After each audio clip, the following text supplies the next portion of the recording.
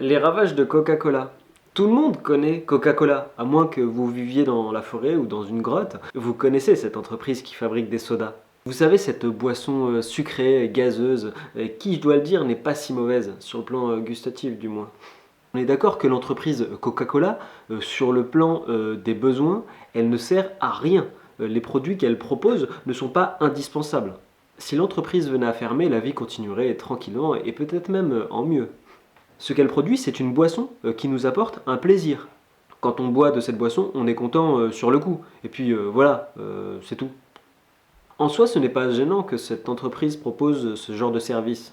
Mais quand une entreprise produit une boisson qui ne sert à rien, excepté combler un plaisir éphémère, et qu'elle commence à nuire à la population, et là on se dit que son pouvoir est peut-être un peu trop important vis-à-vis de ce qu'elle représente.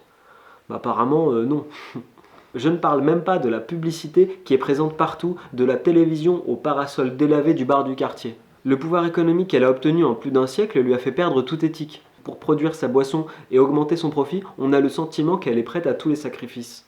Déjà, le consommateur ne sait même pas ce qu'il boit, il refuse de communiquer les ingrédients exacts, ça normalement c'est pas légal, mais bah ça va. Ils produisent une quantité énormissime de bouteilles plastiques non recyclables. Vu l'empire de la firme, on pourrait exiger de leur part de s'inquiéter de ce problème et proposer des contenants plus adaptés aux enjeux écologiques.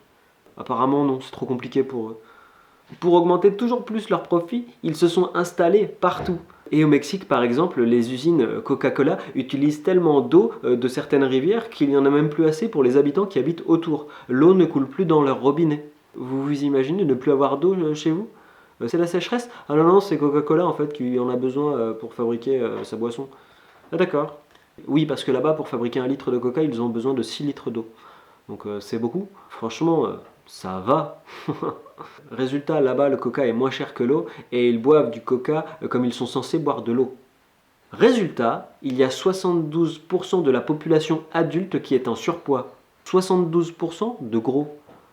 Franchement, ils sont pas trop en forme là-bas. Donc là, on est passé d'une entreprise qui propose une boisson pour le plaisir et à une entreprise qui souhaite devenir les maîtres du monde.